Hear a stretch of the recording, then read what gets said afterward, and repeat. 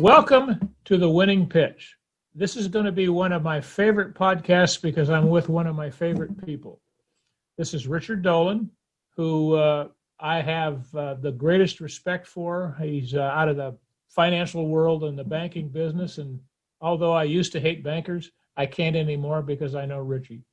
So, Richard, what I'd like you to do is introduce yourself, tell a little bit of your story to our listeners. This is going out to the entire planet. So drop into your fake language ability like you do with the people in Mexico, or when you do it with General Stepanchenko and you drop into Russian too. Well, at the end of the day, it's all about getting connected through conversation. But hey, Thomas, good to see you, man. It's good to be here. And it's not every day you get to hang out with a silver-haired guy like this who's really up to no good, because he knows that the only thing that's going to keep him living, growing, and striving is helping others. And that's a pretty noble cause to be aligned with and saddle up alongside of. So, Thomas, as always, good to see you, buddy. Good to see you. But for me, look, working with Grant Cardone truly has been an incredible blessing. It's been a incredible moment. It's how the universe got us both aligned, and I'm grateful for the moment that we did. But I started off in the financial services business as you started off. I started off as a cold call cowboy, 300 cold calls a day every day until either the dial broke or my finger fell off. And I was hustling, stocks, bonds, mutual funds, puts, calls, and warrants, all the rest of it. That whatever Wall Street could put out there, I sold it, and raised several $1 billion for startup companies and private management companies, mutual fund companies, asset gathering, like management companies. I was so good at it, I actually wrote programs on how to sell and market wealth management services at the university level. So I've taught at Schulich School of Business, which is one of the top 5 business schools in the world. And all because I was just really good at something I was really passionate about. So I've had the profound honor of writing books, touring alongside of 5 U.S. presidents. I've won a couple of championship rings working with the Miami Heat for a couple of years in a row during their back-to-back series. So it's kind of cool to be me and be where I am and be anything I want to be. And I am exactly where I wish to be, which is working with Grant Cardone, probably best known for the author of the 10X Rule, going out there and 10Xing this planet. And so delighted to be in the service, and delighted to be, of course, in friendship with you and alongside you and equally your 10X mission. Yeah. So what exactly is your role with Grant Cardone? Well, Grant's appointed me as his head of Grant Cardone licensing. So by definition, licensing as in the licensing of his brand, his likeness, his endorsement, and or his involvement. Some might even say the vectors, the images, and all the other garnishings that come with an institutional brand like Grant's. No kidding. He's got well over 30 million friends, followers, and faithful around the world. He's across every single major social media platform you can think of and or look up. And as a result, his brand's worth something. In fact, according to all estimates, it's $1 billion brand in a 7 billion person marketplace. So that's pretty King Kong style, King Kong size, if you ask me. So he's an institution, and it's been a long time in the making. He's no spring chicken, but he's been at it for 4 decades, building his brand, his impact, his curricula, his content, his IP, his legacy. And so as the head of Grant Cardone Global Licensing, my responsibility really is to realize his legacy, making sure that people just like you are out there living and leading, so to leave a legacy that would be a complement to his. And that's my mandate, that's my mission, that's what I'm up to. So what drew you to Cardone? That's a good question. I don't get asked that too often, but for me, I didn't exactly, I wasn't a part of the lucky sperm club, if you know what I mean. I didn't come from I wasn't born with a silver spoon in my mouth, and I didn't get all the connections that my pops or mom would have known. I came from the school of hard knocks. And so everything I've got and everything I've earned is really, I'm a self-made guy. By no means am I a trillionaire, but I'm definitely a billionaire in the making. And I arrived in my 40s pretty comfortable. I was quite confident that having worked over 2.5 decades at my own pace, and in my own place, I was comfortable in my own skin. I had everything I needed. I had all the stuff and all the shiny things that were both significant and insignificant, if you know what I mean. And then I met Grant through his work, and I was really mesmerized by his drive and his propensity to really want more. And I thought, gosh, dude, you got everything you need. You got a beautiful wife, you've got kids, you've got a jet, you've got the stuff. Relax. Like, just chill out, man. And I realized that he wasn't going to chill out, that it was really a part of who he was, which I've come to learn is who you are. Thank you. In terms of a drive and always wanting more and to do more. Number two is he was up to something. He was up to something. Like, there was something bigger that was really lighting his own fire in the belly, so to speak. And that intrigued me. But third is he's a real stand for other people living and having a 10X life themselves. And I thought that was noble. And it shook me. It shook me, Tom. I mean, I thought to myself, gosh, here I am. I can't wait to get to the couch and lose myself in yet another Netflix program or series that I don't really give a damn about, and my wife can't wait to watch, or something along those lines. And I thought, this is it. Like, I'm just gonna cruise on in till death comes for me, and this is all I'll be known for. So he woke me up, to be quite frank. He kind of shook me to my core. And I thought, you know what? 10X wasn't a place to arrive to. It was a standard that always eluded you. You got there and then you push the limits. You get there and then you push the limits. It's always transcending a former self. And that lit me back up. That reignited the flame in my belly, and something I've been long yearning for, a real authentic leader who says, you know what? You got more. Come get it. And I appreciate it. I want to go on a deep dive on that journey, because what I really want to know, at the very first moment, was it a YouTube video? Was it one of his books? Were you reading? Were you listening to something on Audible? What was that moment that you first encountered Grant? That's a good one. It was a YouTube video, and it was one of those cases where someone saw what I was into, and they sent me the video. They said, you got to watch this. And I'm sure you've had one of those moments where someone sent you something. Here's a link, click here, download this, or, go be on your own as you're viewing this video. Don't have anyone around you, kind of one of those things. But I get this video, and I click the link, and sure enough, there's Grant. And here we go again, another one of those speakers. And I've seen many. I've worked with all of them. I mean, there is no legend icon who's now with us or has passed on that I've not worked with in a long time. I've had a real blessed path. But something about Grant really struck me, which was just his raw grit for really giving a damn. And I thought that authentic give a damn died a long time ago, but it didn't. I mean, this is a man who really, firmly stands for values, morals. He's got a value system that's comprised of just good old fashioned hardship, and he's not let it go, and he's not long forgotten it. He's not buried it and forgotten where it is. He lives with that always before him. So that video struck me. And I went on to, of course, as YouTube does, you click on one and all of a sudden it gives you all the suggestions on. And I must have been enraptured by his videos for at least about an hour, which is, for me, a long time. And I thought, wow, I got to really look this guy up. So I don't know if you knew this part, Tom, but I mean, I messaged him like a normal schmuck on social media, like a normal schmuck would. Nothing wrong with doing that, but for a guy as connected as I was, I had no connections to him. So I actually had to go the long way, the regular way, the regular schmuck way. And it took me 2 years. It took me 2 years of actually messaging him over time to finally get a contact info for someone that actually worked to then connect with him in some way, shape, or form. Awesome. That's how we got started. I remember the very first time I ever encountered Grant, and it was because we are both connected to a charity called CCHR, which is a Citizens Commission for Human Rights. It has mostly our cause is basically stopping drugging people, and right now it's stopping drugging children. And I could get up on a high horse, but this is your time, so I won't waste your time. But he sent me a thing, and he says, for $9 you can get this book called 10X from Grant. And I downloaded the MP3, and the minute I heard his voice, I said, I trust this guy. He really means what he says. And I've been on this planet enough, and I'm skeptical enough to have my bullshit detector works pretty good. So I was kind of shocked. It was like love at first sight. How it's like, I like this. Now, I'm attracted to his rawness, as you say it.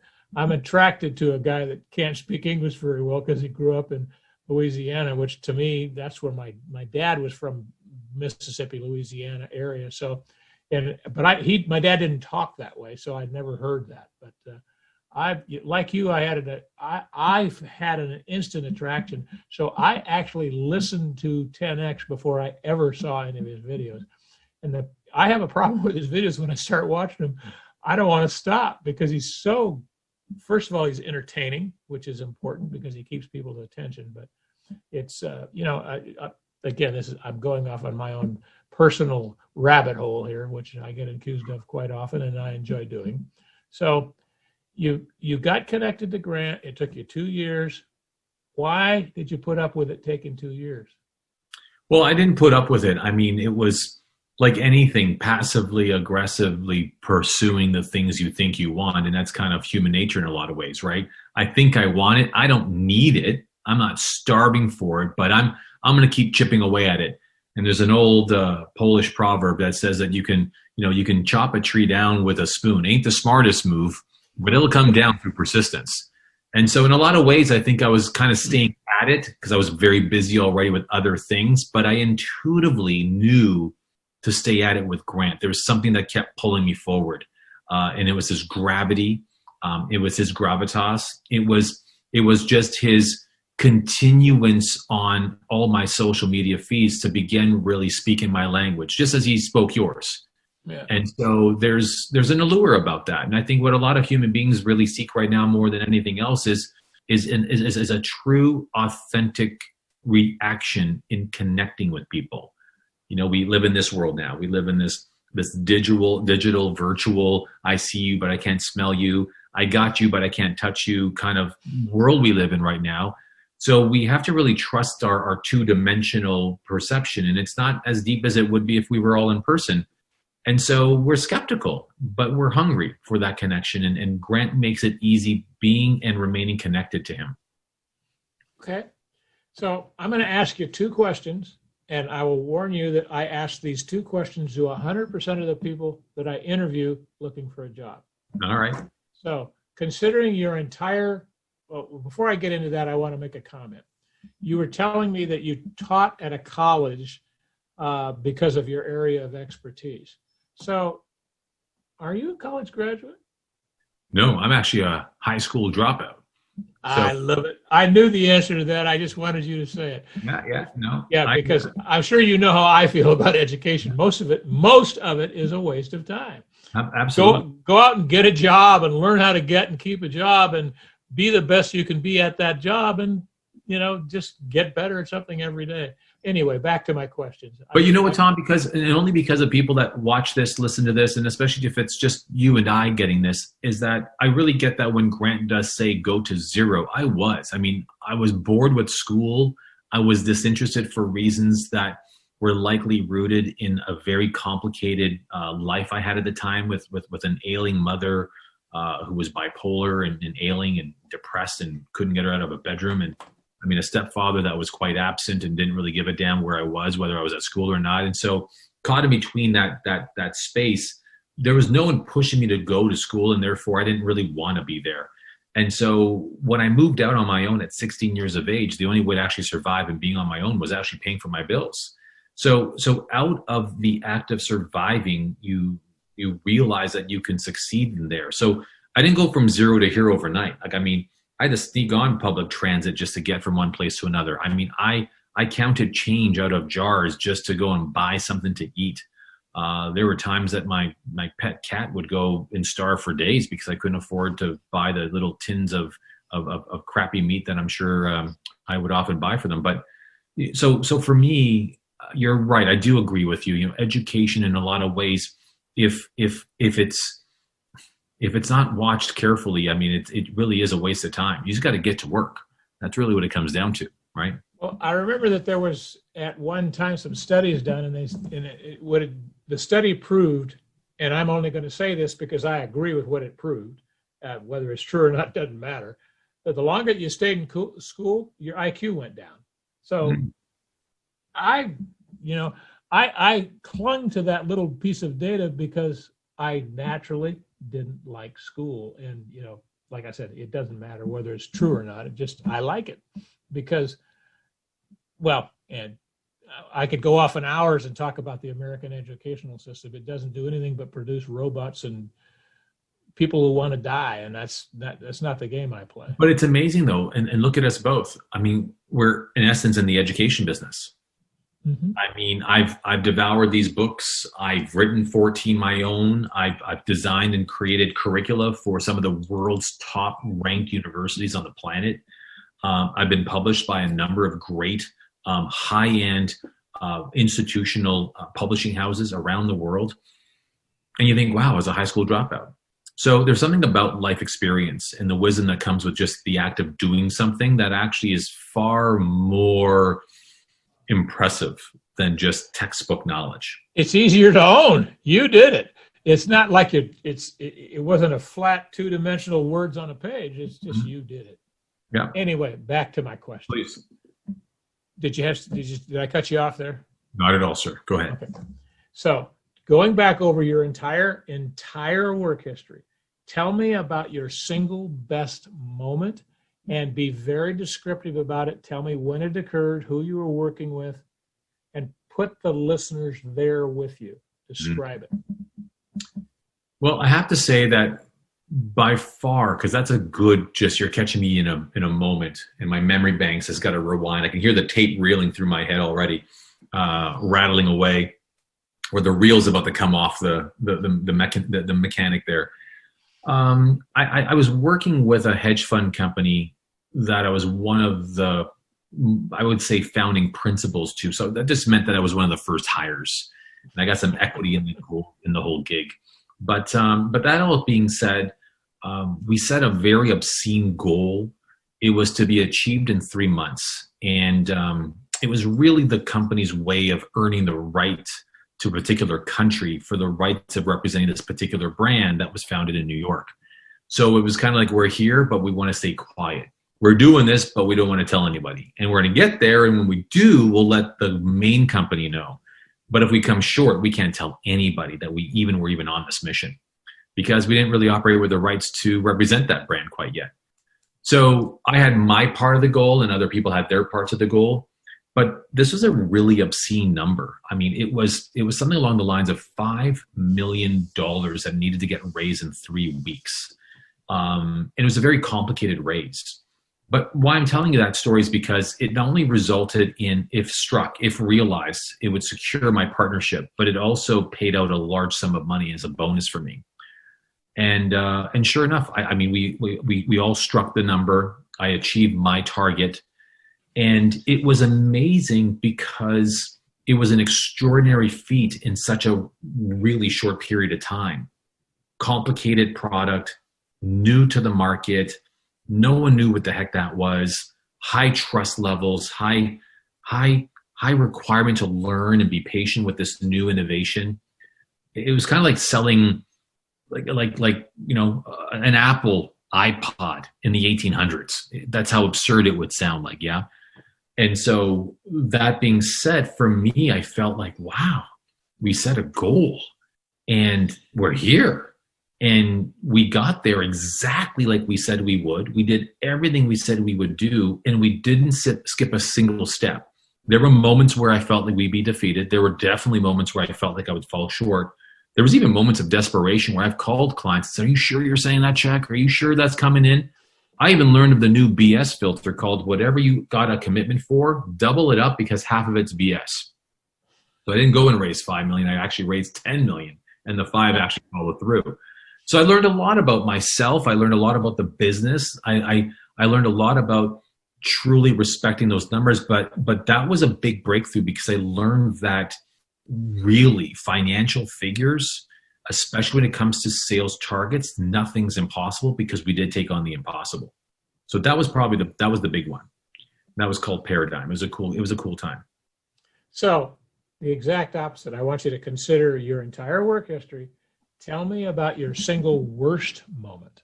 And again, put the listeners there with you. Oh, that one right there that made you smile. That's a tough one because there's such a large number of them. I mean, I think when you start to look at life through the eyes of an overachiever, unless you hit your goals and crush your aspirations, they all seem like failures. I agree with that part. So there's so many, right? There's so many where we came short and we were shy of that and we didn't quite do it the way we said we would, and on and on and on. But there's so many, and you can't help but remember the ones that are the most recent. But I'm sure if I sit long enough, I can go back and remember a large number.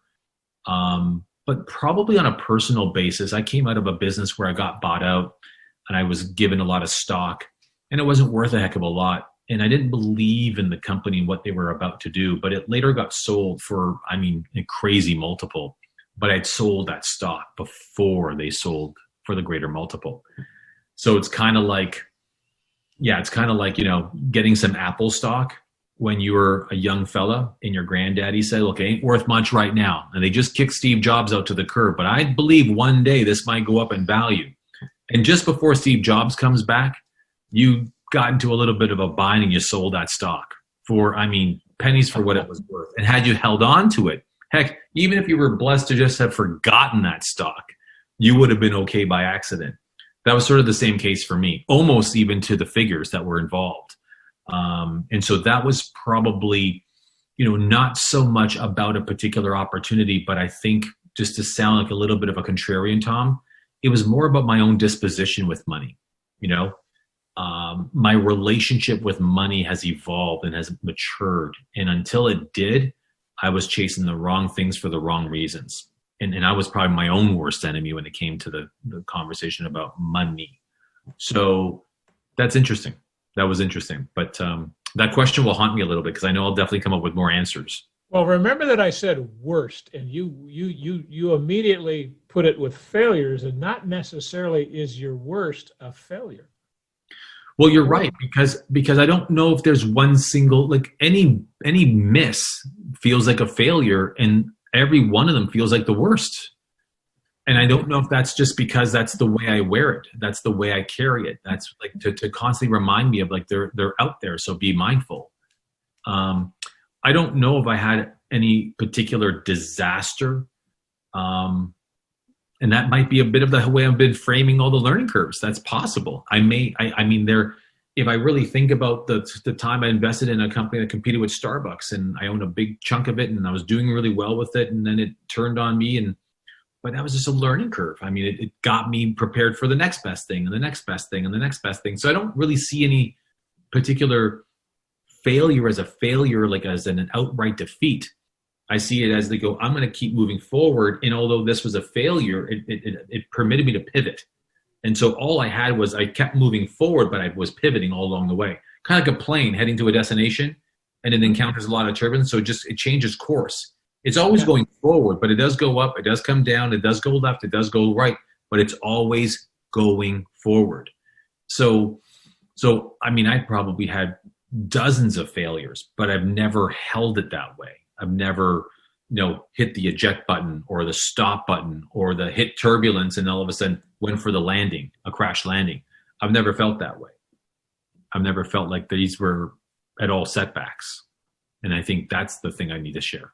Yeah, I'm fairly certain that we're on the same wavelength when you say that, because I think about, because I'm 72 years old and I've survived everything for the last 72 years.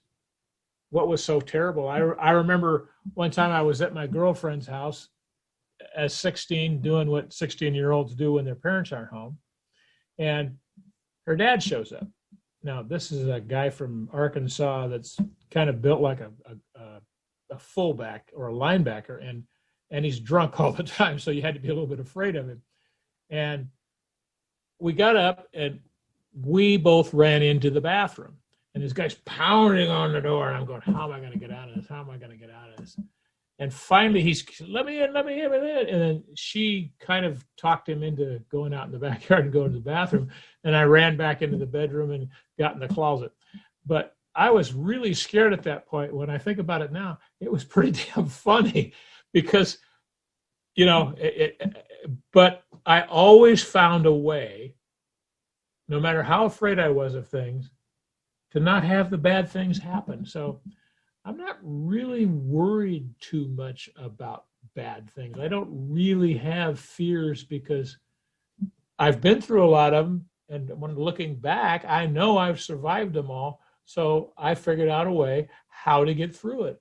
And, I think we're all really like that natively. We just forget it at times because it's a funny story now.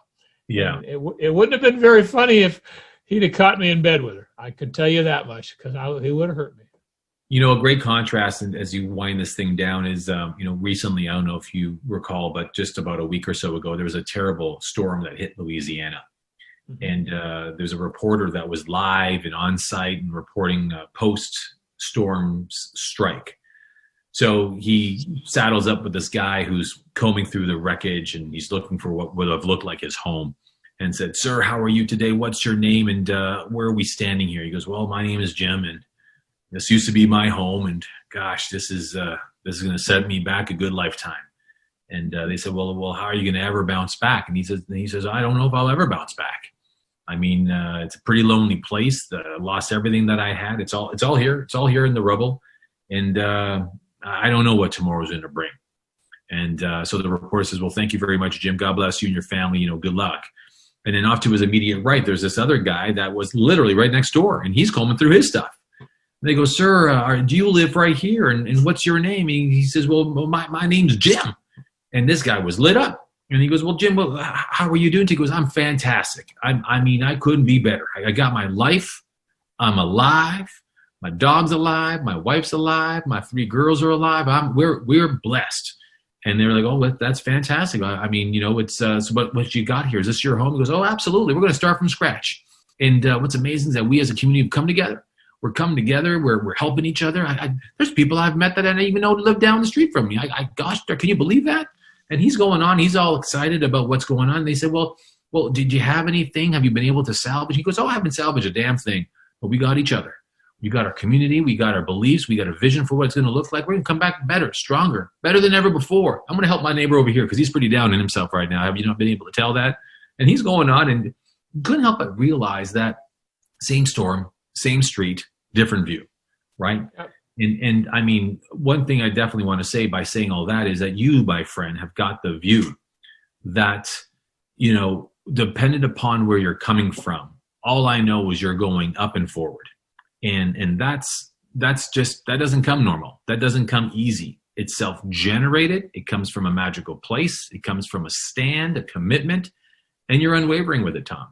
You're the neighbor saying, "Hey, we'll get this all done. Don't you worry. We're going to bulldoze this place and build it better and stronger than ever before." And the world needs more Tom Alstons. That's what I'm trying to say. So regardless of the storm systems that come through, the hail, the rain, the sleet, or the Category 5 winds, guys like you get people back stronger, faster, and better than ever before. So good for you, man. I appreciate the comment, and I see that we're running close to be out of time, but you just reminded me of something. I remember that one of my younger brother's wife had leukemia, and we were in the hospital, and we were around her bed, and I've seen this before. I know that her time has come, and all these people are kind of standing around, and I just said, "We need to go. You guys, let's go." The people in the hospital have got this, and they'll call us and let it know when it happens, and then you'll all want to come back and say, but they're just sometimes in the middle of crises. I innately know what to do because I can rely on my past experiences. And I'm sometimes shocked because I don't know where it comes from. It's just innate. Just take charge, exert the control over the situation, realize that people are all suffering, and it's not a very nice thing to watch someone die, and I've done it several times this lifetime. So, it's just something about those kinds of situations draws me right into them and says, take command of the situation, reduce as much of the chaos as you can, and move people around and exercise some control on them. So I appreciate you noticing it, and I appreciate the call out, and I appreciate you, young man. I appreciate you, good sir. It's good as always to be here with you and to spend the time that we do. It doesn't come often, so I thank you for it. And I'm looking forward to our call on Friday. And that's the end of today's podcast called The Winning Pitch. The winning, not the whining pitch, the winning pitch. Even though whining is not a bad idea. My wife, Julie, likes to whine a lot. And I'm talking about drinking wine because we have a nephew that owns a winery called Christopher Cellars in Elk Grove, California. That's my shameless plug of the day. I'm not ever going to stop plugging things. So anyway, thank you for joining us. Thank you for your time. Do you have any last words, Rich? Well, you know what? If you're not growing, you're dying. I mean, you gotta commit yourself to learning something new every day, and that's why I'm grateful that we've done this podcast. You know, whether you're listening to two old farts like us talk, or whether you're picking up a book, or just expanding your mind and your horizons. If you're not growing, you're dying. And if you're dying, you're shrinking. So don't play small. Think big. And it doesn't have to be making millions or closing deals or even writing goals. Just grow a little bit every day. Wouldn't you say, Tom? I agree. And if anybody, the ones that are watching this on video, if you wonder what 10X is and your 10X flags, which you can, I always get my hands going backwards. There's a 10X flag there and there's one up there and he's got some of it. Be curious about it. You know, our lives are better because of the 10X, of the guy that wrote 10X and the company behind him. And, you know, they're a joy to be around. And I'm glad to be here. I'm glad to be with my friend Richie. And that's all we got for today. So we're going to end this. Thanks, Tom. Appreciate you, buddy. All right.